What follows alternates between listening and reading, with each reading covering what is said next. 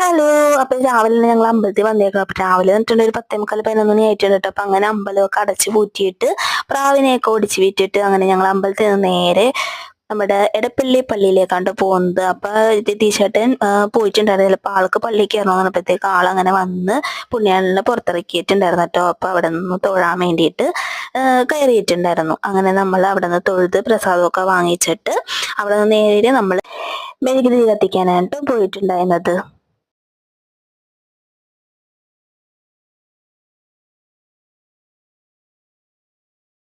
അങ്ങനെയാണ് ഞാനും മെഴുകുതിരി കത്തിച്ചിട്ട് രതീഷേട്ടൻ കത്തിച്ചതിന്റെ ഒപ്പം തന്നെ ചേർത്ത് അങ്ങോട്ട് വെച്ചിട്ട് മെഴുകുതിരി. അപ്പൊ അതൊക്കെ കഴിഞ്ഞിട്ട് പിന്നെ ഇനിയിപ്പോ നമ്മളെ വീട്ടിലേക്ക് പോകാൻ വേണ്ടി പോകണം. അപ്പൊ പോണ വഴിക്ക് നിറച്ചും കടകളൊക്കെ രാവിലെ തന്നെ തുറന്നിട്ടുണ്ടായിരുന്നു. അതുകൊണ്ട് അപ്പൊ എനിക്ക് നിൽക്കാൻ പറ്റാതെ രതീഷിനെ പതുക്കെ കൊണ്ട് വലിച്ചിട്ട് രതീഷ് ഇതൊക്കെ എനിക്ക് വാങ്ങിത്തരാൻ പറഞ്ഞു. അങ്ങനെ ഞാൻ കരിമ്പിൻ ജ്യൂസും അതുപോലെ തന്നെ നമ്മുടെ കോളിഫ്ലവർ ഇല്ലേ അതും വാങ്ങിച്ചിട്ട് രാവിലെ തന്നെ അതൊക്കെ കഴിച്ചിട്ടുണ്ട്. നേരെ ഇനിയിപ്പോ വീട്ടിലേക്ക് പോകാൻ വേണ്ടി പോകണ്ട. അപ്പൊ ടാറ്റാ.